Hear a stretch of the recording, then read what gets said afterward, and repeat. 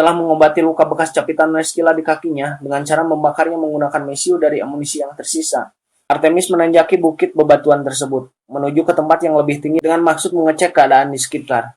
Yang terlihat hanya hamparan gurun pasir mengelilingi bukit tersebut. Kini dia berdiri di batu tempat Hunter tadi sempat mengawasi kedatangan tim Alpha.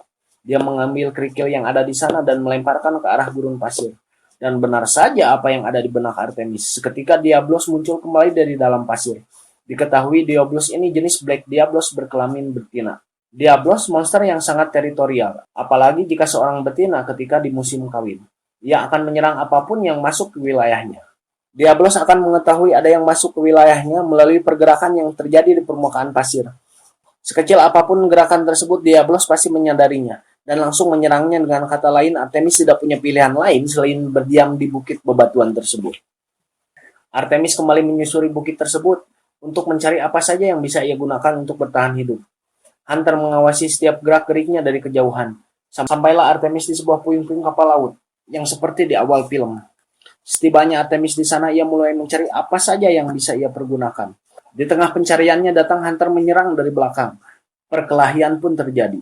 Terlihat Hunter sangat diuntungkan dalam perkelahian ini, dikarenakan lawannya yang sedang dalam keadaan terluka dan kehausan. Namun meski begitu, Artemis sempat mengungguli sebentar dengan menusukkan belati ke arah bahu Hunter.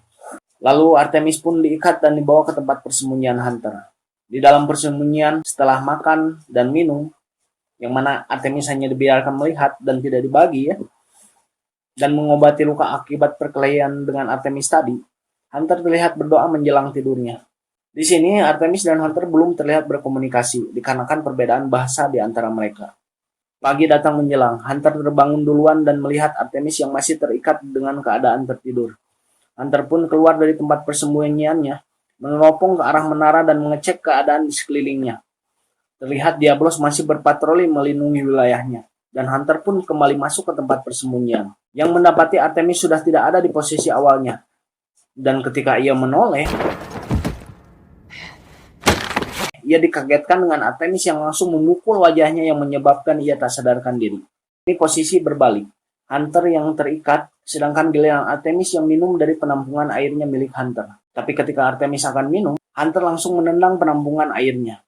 Artemis yang kesal memprovokasinya dengan melemparkan tulang ke arah tempat berdoanya Hunter, yang menyebabkan terjatuhnya dua boneka dari meja tersebut. Hunter yang melihat itu pun marah, dan dengan gerakan akrobatiknya ia berdiri, meski dengan posisi tangan yang masih terikat, dan kembali memulai perkelahian. Pertarungan sengit antara keduanya berlangsung kembali, sampai membuat keduanya terlempar keluar dari tempat persembunyian, dan berguling ke arah sarang kawanan Nerskila.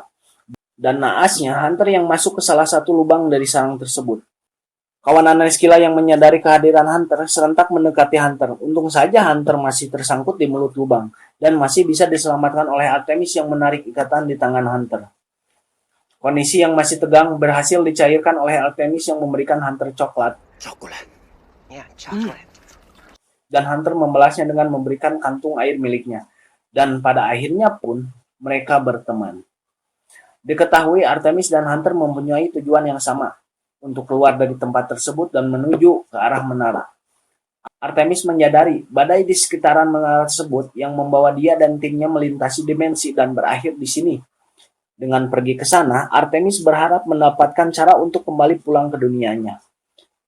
Dan Hunter ingin pergi ke arah sana untuk menyusul teman-temannya yang di awal film meninggalkannya. Tapi pertama, mereka harus mengalahkan Diablos untuk pergi dari tempat mereka berada sekarang. Dan sepertinya Hunter mempunyai sebuah rencana. Rencana tersebut adalah menggunakan racun dari Nerskila untuk melumpuhkan Diablos. Dan untuk mendapatkan racun dari Nerskila, mereka harus menangkap seekor Nerskila. Oh Lord, I wanna go.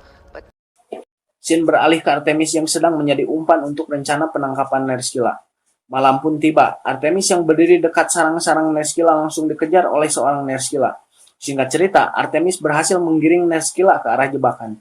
Nerskila yang salah satu kakinya terjerat jebakan, berhasil dilumpuhkan oleh Hunter dengan pedang besar miliknya. Para penggemar game Monster Hunter pasti sangat familiar dengan pedang yang satu ini. Dan racun Nerskila pun sudah mereka dapatkan. Scene pun berpindah ke Artemis dan Hunter yang mengobrol menggunakan bahasa isyarat. Diketahui lewat obrolan mereka bahwa patung-patung yang sempat Artemis jatuhkan saat mereka berseteru adalah perlambangan dari anak dan istri Hunter yang telah meninggal dunia, yang tewas oleh salah satu monster yang bernama Ratalos. Scene kembali berpindah di pagi hari, di mana Artemis dan Hunter mempersiapkan segala sesuatunya untuk melawan Diablos.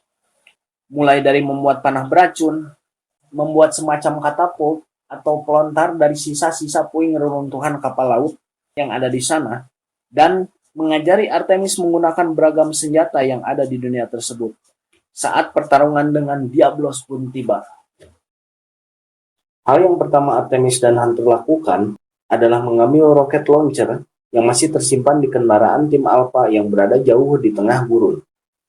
Untuk sampai ke sana, mereka perlu mengalihkan perhatian Diablos terlebih dahulu dengan sebuah pelontar yang dibuat dari sisa-sisa reruntuhan kapal.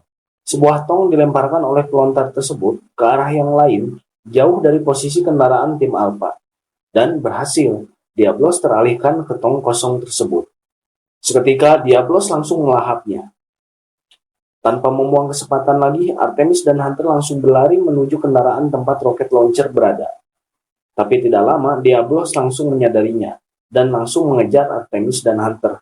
Belum sampai ke tujuannya, Artemis dan Hunter menghentikan larinya karena melihat Diablos berbalik ke arah mereka. Diablos pun masuk kembali ke dalam pasir. Nanggung, sudah setengah jalan, Hunter pun menjadikan dirinya umpan dengan berlari ke arah yang lain agar Artemis bisa mengambil roket launcher tersebut. Diablos yang merasakan pergerakan dari Hunter pun langsung mengejarnya. Hunter pun berlari sangat cepat, namun sayangnya patung atau boneka perlambangan almarhumah istri dan anaknya terjatuh dari sakunya. Dan seperti film lain pada umumnya, Hunter menghentikan larinya dan berbalik untuk memungut patungnya yang terjatuh. Mungkin patung tersebut lebih berharga daripada nyawanya ya. Karena tindakannya tersebut, Hunter berhasil dijatuhkan oleh tandukan Diablos. Tapi dengan seketika, Hunter bangun dan meraih anak panahnya, diikuti oleh Diablos yang langsung menerjangnya kembali. Tapi kali ini, kecepatan dari tangan Hunter yang menang. Hunter memanah ke arah Diablos, anak panahnya melesat dengan kencang dan mengarah tepat ke mata Diablos. Satu-satunya anggota tubuh Diablos yang tidak tertutupi kulit kerasnya. Seketika panah tersebut mengeluarkan cairan racun yang meluber-luber keluar dari matanya Diablos. Tapi Diablos masih bisa memberi perlawanan. Hunter dihantam dengan kibasan ekornya. Hunter pun terjungkal. Masih belum puas, Diablos sudah bersiap mengibaskan ekornya lagi. Tapi kali ini sedikit terganggu oleh Artemis yang sudah berhasil mendapatkan persenjataan. Artemis menghujani Diablos dengan Gatling gun yang mengakibatkan kibasan ekornya kali ini tidak terlalu cepat dan bisa dihindari oleh Hunter dengan ala-ala film Matrix. Diablos mengalihkan perhatiannya ke Artemis. Dia bersiap menyerang, namun efek dari racun Neskila mulai bereaksi. Seketika Diablos oleng ke sana kemari, yang memberi waktu Artemis untuk bertukar senjata menggunakan roket launcher. Sesaat sebelum Diablos menyerangnya, Artemis sudah duluan menembaknya dengan roket. Ledakan pun terjadi kembali, tepat di kepala Diablos. Scene seketika hening, penampakan Diablos tertutupi asap dari ledakan. Tapi alih-alih rubuh, Diablos kembali menerjang keluar dari kepulan asap dan mengarah kembali ke Artemis. Artemis masih sempat menyelamatkan dirinya dengan memasuki kendaraan yang pada akhirnya ditabrak juga sama si Diablos. Artemis merangkak keluar dari kendaraan yang terguling-guling beserta dirinya. Dengan Diablos yang tepat di depan matanya, ia hanya bisa pasrah. Namun tiba-tiba dari arah tengkuk Diablos, muncullah Hunter dengan pedang besarnya, yang langsung menghujamkan pedang tersebut di kepala Diablos, tepat di antara kedua tanduknya.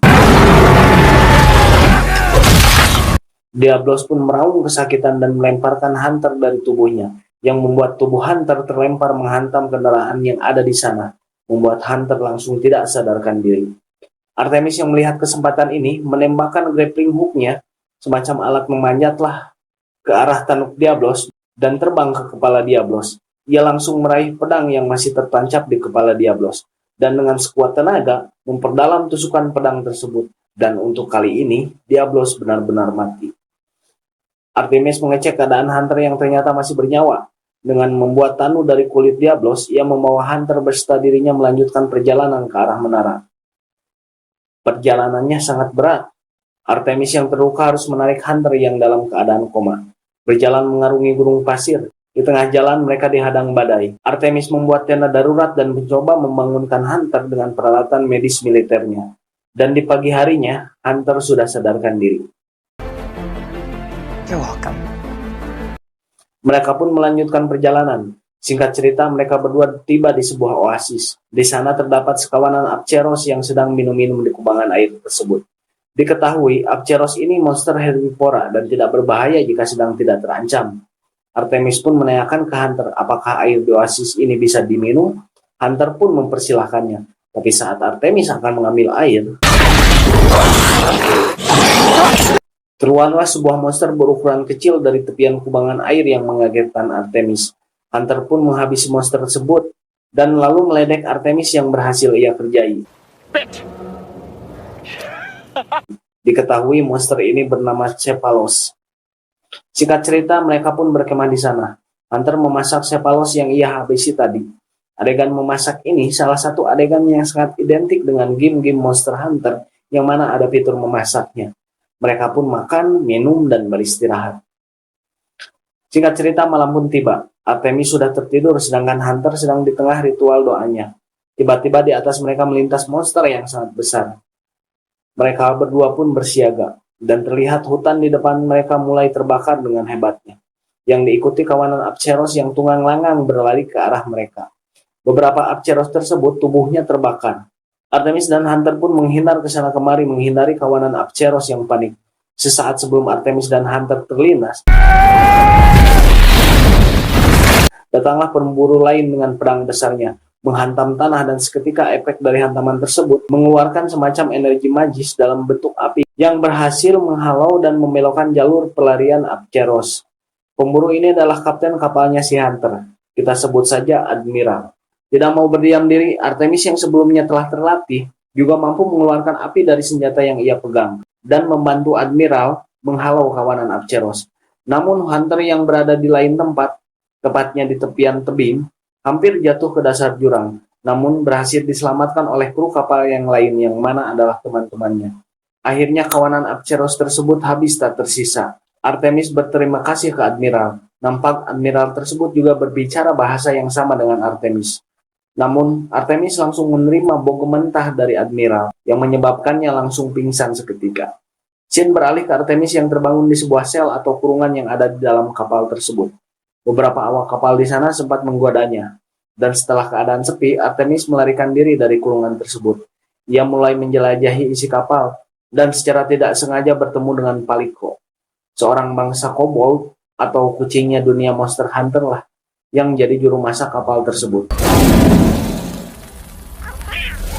Artemis lalu bertemu dengan Hunter, dan dibawa menemui Admiral. Admiral meminta maaf pada Artemis, yang mengurung Artemis karena takut atau parno dengan orang-orang dari dunia Artemis.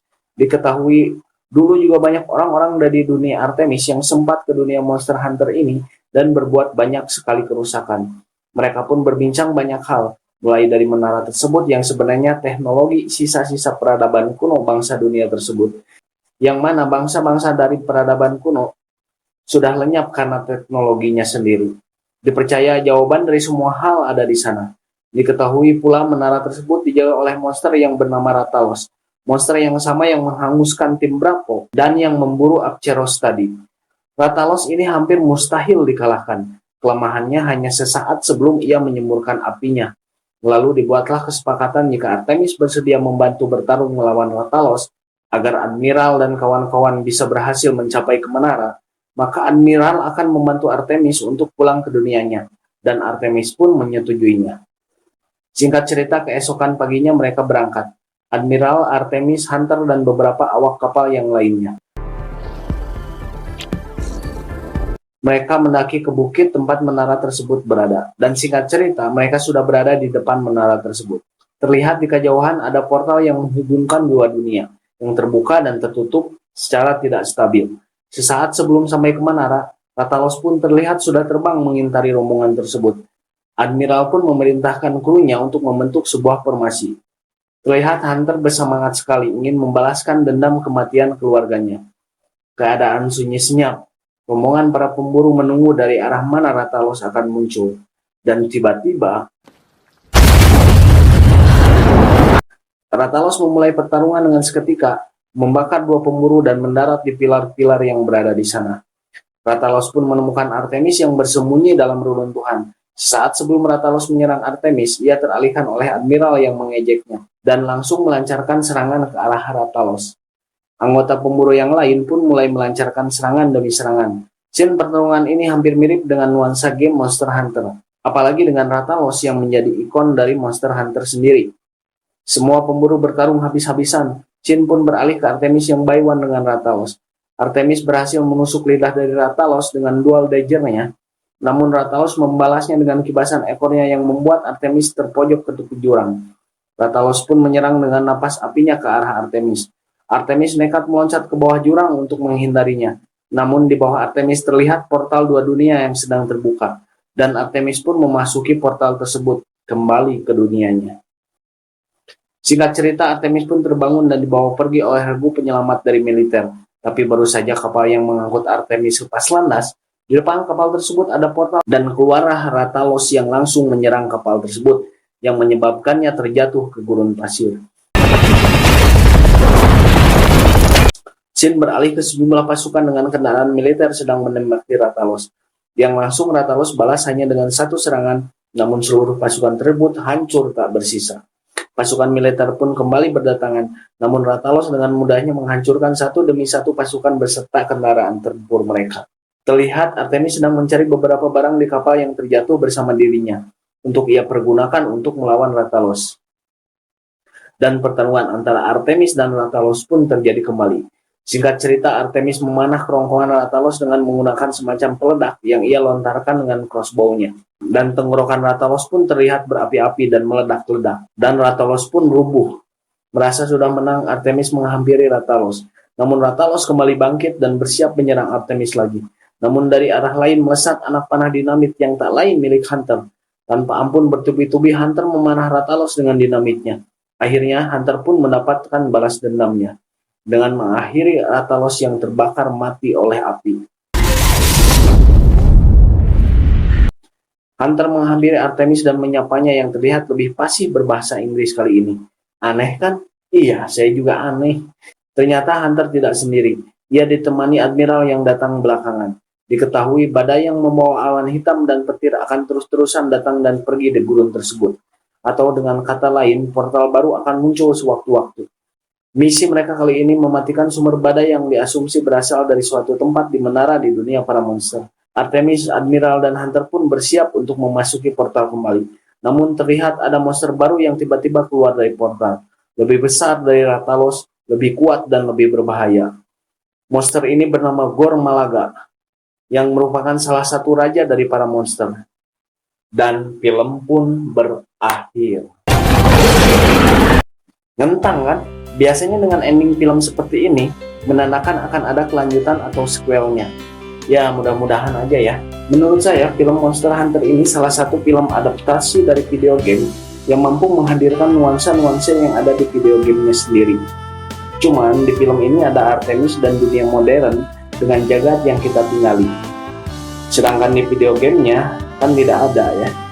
Walaupun seperti itu, justru membuat Monster Hunter versi filmnya jadi lebih menarik untuk ditonton dan pastinya akan ditunggu sequel-sequelnya, baik oleh para penikmat filmnya saja, maupun yang juga bermain game Monster Hunter-nya. Sudah waktunya saya pamit undur diri. Akhirul kata, wassalamualaikum warahmatullahi wabarakatuh. Bye-bye.